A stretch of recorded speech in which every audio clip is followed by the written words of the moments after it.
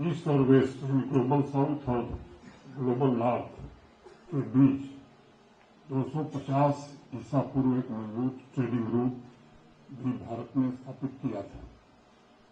Trade sector से जुड़े लोगों को यह बात रोचक लग सकती है और आश्चर्यजनक भी, क्योंकि आमतौर पर हमारे यहाँ माना यही जाता है ईस्ट और वेस्ट के बीच व्यापारिक संबंध मार्को पोलो ने 1271 में स्थापित किया था। लेकिन अब यह मिथक पूरी तरह से टूट गया है और इतिहास की एक बहुत बड़ी भूल विद्वानों ने सुधारी है। 2050 ईसा पूर्व से 13वीं शताब्दी तक भारत ने एक ऐसा मजबूत ट्रेडिंग रूट और कार्गो मूवमेंट के लिए सशक्त नेटवर्क तैयार किया था, जिसने न सिर्फ स्टील जैसे उद्योग वेस्टर्न कंट्रीज को निर्यात किए, बल्कि साइंस और नॉलेज प्रणाली भी वेस्टर्न वर्ल्ड को परिचित कराने का काम किया था। बौद्ध धर्म के अनुयायी और जाने माने बौद्ध धर्म गुरु वज्रबोध के प्राचीन संस्मरणों से भी ये बातें पता चली हैं कि ग्लोबल नॉर्थ के अलावा एशिया के ही अनेक देशों में टेक्नोलॉजी और हैंडीक्राफ्ट के निर्यात के लिए प्राचीन भारत ने एक मजबूत लॉजिस्टिक इंफ्रास्ट्रक्चर उस समय तैयार किया था, जिससे चीन और अरब देशों के साथ मजबूत व्यापारिक संबंध हमारा बना हुआ था। जम्मू ट्रेड और लॉजिस्टिक्स कॉन्क्लेव में इस कहानी के माध्यम से मैं ये बताना चाहता हूं कि सदियों से भारत का बिजनेस सेक्टर हमेशा दुनिया से कई कदम आगे हुआ करता था। फिर से पिछले 10-11 वर्षों में उस गौरवशाली स्थान को पुनर्स्थापित करने का प्रयास हमारे देश में प्रारंभ हुआ है। 5-6 वर्षों से जम्मू कश्मीर भी इस अभियान से कुछ हद तक जुड़ा है और इस कॉन्क्लेव की महत्ता इसलिए और बढ़ जाती है क्योंकि उत्तर भारत के चौराहे पर रणनीतिक रूप से जम्मू ही तेजी से ट्रेड के महत्वपूर्ण केंद्र के रूप में उभर रहा है और अपार संभावनाएं, स्मार्ट लॉजिस्टिक इंफ्रास्ट्रक्चर और बेहतर लॉजिस्टिक ऑपरेशंस के द्वारा इसके पोटेंशियल को रियलाइज करने की नितांत आवश्यकता महसूस हो रही है। मैं जम्मू कश्मीर में इस सेक्टर की संभावनाओं पर बात रखूं, उसके पहले 2-3 मुख्य बिंदुओं की चर्चा करना चाहूंगा। हम सब जानते हैं कि 2027 तक $5 ट्रिलियन इकोनॉमी के लक्ष्य को प्राप्त करने के लिए ये जरूरी है कि भारत का वेयर हाउसिंग और लॉजिस्टिक सेक्टर का सामर्थ्य वर्तमान दर से दुगनी तेजी से बढ़े।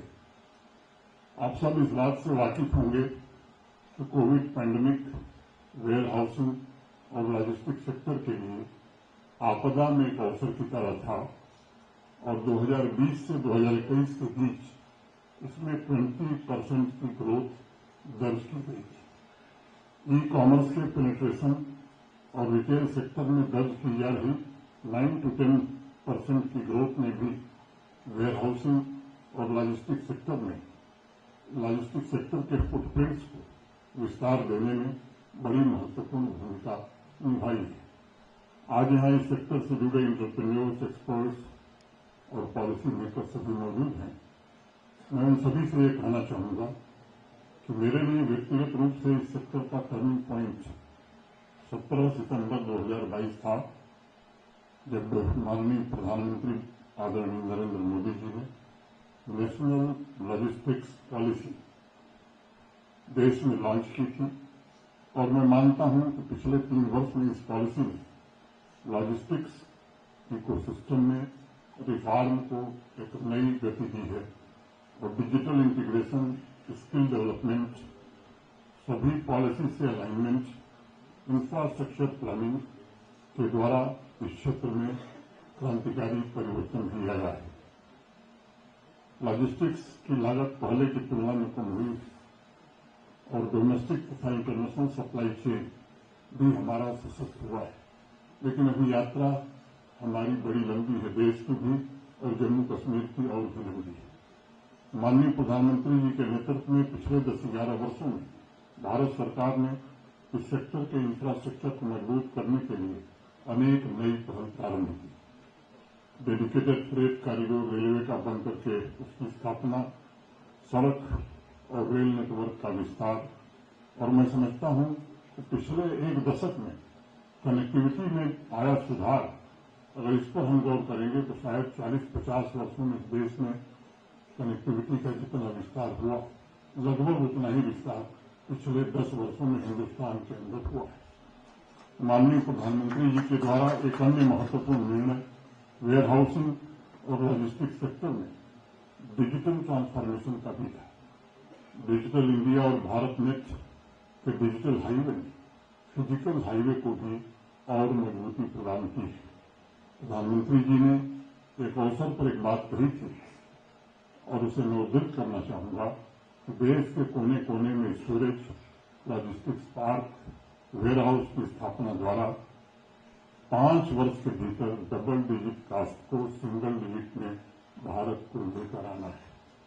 आप सब जानते हैं, स्टोरेज को लेकर प्रधानमंत्री जी ने आम आदमी से लेकर व्यापारी वर्ग तक में एक नई सोच विकसित करने का काम किया है।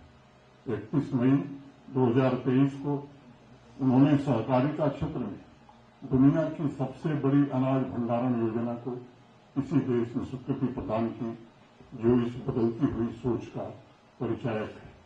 Storage, multi modal connectivity, logistic capability और अंतिम छोर लास्ट माइल कनेक्टिविटी, इन 4 लक्ष्यों में से सुनिश्चित किया जा रहा है कि दूर दराज के इलाके जो कंज्यूमर भी हैं और प्रोड्यूसर भी, उन तक 12 महीने सीधा संपर्क बना रहे और वो विकास की मुख्य धारा से जुड़ सके। और इसके लिए देश के बजट को अगर हम देखें तो 2014 से 2024 के बीच अगर बजट के आंकड़ों को जो लोग गौर करते होंगे, उन्हें इस बात का आवंटन होगा, अंदाज होगा कि कनेक्टिविटी के लिए बजट में के आवंटन में 570% की वृद्धि हुई। इस साल का एवरेज प्रतिदिन हाईवे का निर्माण हमारे देश में 34 किलोमीटर पहुंच गया है। 99% गांव अच्छी सड़क से जुड़ गए। 2014 से 2024 के बीच रेल बजट में भी 8 गुना से 9 गुना वृद्धि हुई। गति शक्ति इंफ्रास्ट्रक्चर प्रोजेक्ट के तहत 100 लाख करोड़ रुपए के फंड का समुचित उपयोग हो, ये सुनिश्चित किया जा रहा है और इसका मास्टर प्लान इंफ्रास्ट्रक्चर की जरूरत के लिए लॉन्ग टर्म योजनाएं भी बनाई जा रही हैं। जम्मू कश्मीर की यात्रा को यदि हम देखें, मैं कह सकता हूं कि पिछले 5-6 वर्षों में असंगठित राज्य क्षेत्र कनेक्टिविटी के मामले में कायाकल्प का एक जीता जागता प्रमाण है। इसी वर्ष जुलाई में प्रधानमंत्री जी ने कश्मीर को शेष भारत के बीच रेल लिंक से जोड़ने के प्रोजेक्ट का उद्घाटन किया था। दशकों से व्यापारियों और नागरिकों के मन में पल रही आकांक्षा उस दिन पूरी हो सकी थी। अगस्त में हम सबने देखा कि यह पूरा जम्मू कश्मीर प्राकृतिक आपदा से त्राही कर रहा था। नेशनल हाईवे भी बंद हो गया था, तब सीधे श्रीनगर से एप्पल देश के अन्य हिस्सों में ट्रांसपोर्ट करने में रेलवे के द्वारा हमने काफी हद तक सफलता पाई थी। घाटी के किसानों को सीधे नेशनल मार्केट से जोड़ने में भारतीय रेल सफल हो सकी थी। प्रधानमंत्री जी ने 11,000 करोड़ रुपए दिल्ली अमृतसर कटरा एक्सप्रेस वे पर आवंटित किए हैं, जिससे जम्मू कश्मीर के हार्टिकल्चर, एग्रीकल्चर, डेयरी सेक्टर और बाकी भी सेक्टर्स में व्यापक सकारात्मक परिवर्तन आने वाले दिनों में इस प्रोजेक्ट के पूरा होने के बाद देखने को मिलेगा। 61,528 करोड़ रुपए रोड और टनल के इंफ्रास्ट्रक्चर पर खर्च हो रहे हैं। हाईवे टनल के निर्माण से जम्मू और श्रीनगर के बीच जो कभी 11 घंटे 10 घंटे लगते थे, वो 5-5.5 घंटे में दूरी लोग तय कर पा रहे हैं। जम्मू कश्मीर में आए परिवर्तन का एक छोटा उदाहरण जिसे आप समझ सकते हैं कि कैसे लंबे समय के बाद यूटी की एस्पिरेशंस राष्ट्र के एस्पिरेशन से जुड़ी। 5 घंटे में पहले श्रीनगर और जम्मू के हवाई अड्डों पर नाइट ऑपरेशन की सुविधा नहीं थी, यानी 5 बजे के बाद देश के दूसरे हिस्सों से जम्मू पूरी तरह कटा था। अब दोनों हवाई अड्डों पर नाइट ऑपरेशन शुरू हो गए। जोजिराट टनल का काम भी 65% के आसपास पूरा हो गया है। जेट मोड़ टनल इस वर्ष जनवरी में प्रधानमंत्री जी ने राष्ट्र को समर्पित किया था। इसके कारण जम्मू कश्मीर और लद्दाख ये एक महत्वपूर्ण प्रोजेक्ट पूरी हुई। 5 अन्य नेशनल हाईवे के निर्माण का काम तेज गति पर है। दूर दराज के गांव जो कि जम्मू कश्मीर की इकॉनमी के मुख्य आधार हो सकते हैं, वहां तक 99% रोड कनेक्टिविटी सुनिश्चित कर ली गई। हम जानते हैं कि पीएमजीएसवाई में 2001 के सेंसस के आधार पर जो गांव चिन्हित थे वो लगभग जोड़ दिए गए थे, लेकिन बहुत प्रयास के बाद गृहमंत्री जी के व्यक्तिगत हस्तक्षेप के कारण 2011 के सेंसस के आधार पर 250 आबादी के जो गांव बचे हुए थे उनके लिए भी गत वर्ष 1468 करोड़ रुपए भारत सरकार ने कनेक्टिविटी के लिए प्रदान किए हैं। ये रोड कनेक्टिविटी आने वाले वर्षों में जम्मू को नॉर्थ इंडिया के प्रमुख बिजनेस हब के रूप में स्थापित कर सकेगी, क्योंकि प्रोडक्ट के मामले में जम्मू कश्मीर जो प्रोड्यूस करता है वो अपने आप देश में बहुत अनोखा और अनूठा है।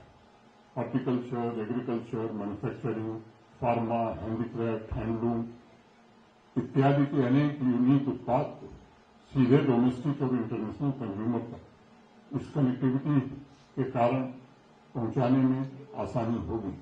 आप सब जानते हैं कि लॉजिस्टिक में कार्गो मूवमेंट के लिए सबसे अधिक अप्रोक्सीमेटली 73% हिस्सा रोड से और 18% हिस्सा जो है वो रेलवे का है। इसका फायदा इन्हांस्ड कनेक्टिविटी द्वारा जम्मू कश्मीर को जरूर मिलेगा। हम सीधे प्रोड्यूसर को कंज्यूमर से लिंक कर पाएंगे।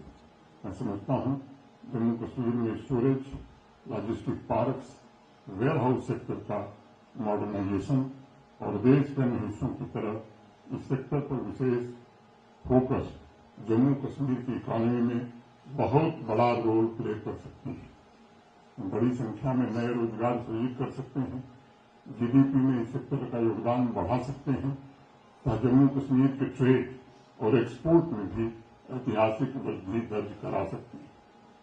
लेकिन अगर मैं अगले 2 साल का लक्ष्य देखूं तो मैं समझता हूं कि अनेक ऐसे कदम उठाने की जरूरत है जिससे जम्मू कश्मीर का परफॉर्मेंस बेहतर हो सके। मैं संक्षेप में अगर कहूं तो यूनियन कॉमर्स मिनिस्ट्री की logistic ease across different states की 2024 की रिपोर्ट के मुताबिक 2023 में जम्मू कश्मीर आकांक्षी यूटीज की कैटेगरी में था।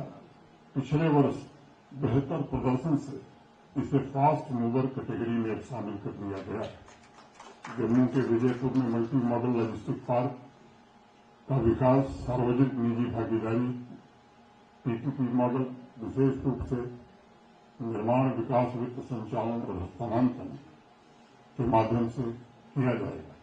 इस पार्क को एक अंतर्देशीय container depot, warehousing, cold storage, truck terminal और कंटेनर फ्रेट स्टेशन सहित अत्याधुनिक सुविधाएं प्रदान करके व्यापार और लॉजिस्टिक दक्षता को बढ़ाने के लिए इसे विशेष रूप से डिजाइन किया गया है। रेलवे ने भी अपने अनेक स्टेशनों पर अपनी सुविधाओं का विस्तार किया है। एमएमएलपी का प्राथमिक उद्देश्य व्यापार को बढ़ावा देना, निर्बाध एवं एकीकृत माल ढुलाई को सक्षम बनाकर क्षेत्र में लॉजिस्टिक क्षेत्र की समग्र दक्षता में सुधार करना ही है। 5-6 वर्षों में road infrastructure, rail infrastructure, terminal infrastructure, warehousing infrastructure, first and last mile connectivity में सुधार की बदौलत जम्मू कश्मीर की रैंकिंग में सुधार आया है।